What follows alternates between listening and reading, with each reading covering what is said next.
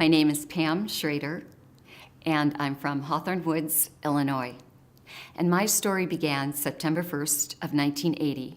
I was a young flight attendant starting out with a major airline, and I was engaged to be married. 2 weeks before my wedding, my fiancé and I went away for Labor Day weekend, and sadly it tragically ended in an automobile accident that took his life and left me with everything broken but my arms and my neck.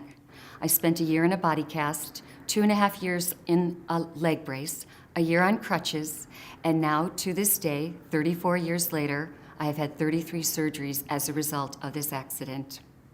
My name is Craig King, and my story began on July 15th, 1999, when I was diagnosed with osteogenic sarcoma, which is bone cancer, at age 17. And when I had that diagnosis, it changed my life. And throughout the next 10 months, I went through chemotherapy. I almost lost my life twice. Dr. Eady performed a surgery where he was able to save my leg. At that time, research allowed me to have options. And one of those options was amputation.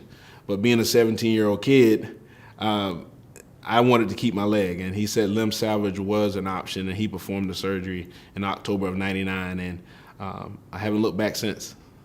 Hi, my name is Jack. I was diagnosed with a rare form of dwarfism called myotrophic dysplasia. Well, before my back had a very severe scoliosis. It was like a 90 degree to the right and like 180 degrees to the left, so it was like a corkscrew. And it was just getting worse and worse as I got older. In first grade, I couldn't even say whole sentences without taking a breath. And we found out that there was only one specialist who had a procedure that could save my life. Hi, I'm Kim Zemsch. I'm very proud to be Jack's mother. And our journey started shortly after Jack was born. He had a very normal birth, but 3 months later his hips weren't abducting, and they had us take some x-rays, and I found myself in a room with a lot of doctors telling me I had a very difficult and long journey ahead, and there were a lot of questions and not a lot of answers. But I knew that I was going to listen to Jack, and I was going to interview a lot of doctors and be comfortable with the situation and be an example of what a strong family we could be.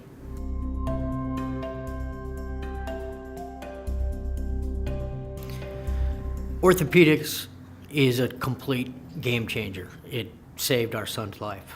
I think orthopedic care is my lifeline, and I say that because it allowed me to do everything that I wanted to do in life. I wanted to become an elementary school teacher, and I was afraid that being diagnosed with osteosarcoma and then potentially losing my leg would affect me becoming an elementary school teacher. It allowed me to travel the United States of America and tell my story. It allowed me to be a consultant for education groups. My orthopedic care improved my quality of life. I have returned to my job as a flight attendant. I spend 16-hour days on my feet. I fly internationally, and all of this is made possible because of all the technology and the wonderful orthopedic surgeons and all the people in the background that have made me put back together to be a person that is functioning in society and doing everything that I've ever wanted to do.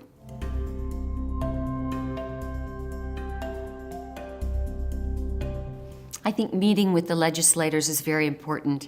I think it's important to have a face-to-face. They can put a face to a story. I can come and tell my story, and they always seem very interested and very involved in what I have to say. Your story matters.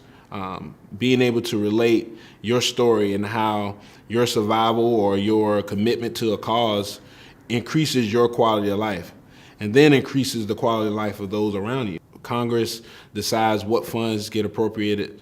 They decide what receives attention on a national level, what funds are available, what funds are appropriated. So it's important that your story has ties to that. When a actual living, breathing person comes, approaches them, tells them the story that without their help and without them pushing for whether it's research into the genetic cause of a condition or support in healthcare reform, access to care, that there's a real living, breathing constituent that will be benefited. The relationship that I have with my doctor can be directly correlated to the relationship that you would have with a senator or representative, because that relationship with your doctor and yourself is really important, because you get to make decisions and you get to influence how treatment is offered and the different options that you may have. The same goes with your relationship with your House member or your Senate member.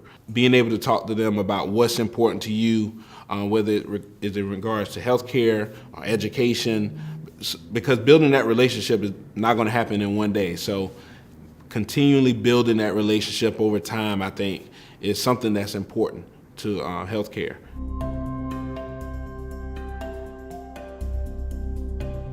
Advocacy is a process. It's a process that is not going to be limited to one event or one interaction. It's knowing what you need and what's important to you and continuing to get that message out.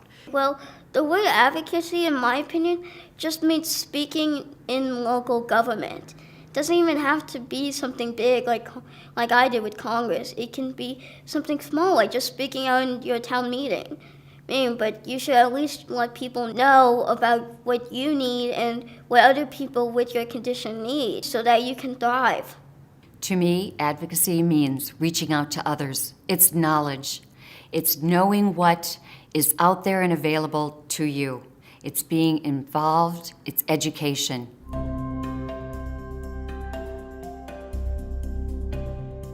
The beauty about being an advocate and being involved in advocacy is that everyone can do it. It's not a special club.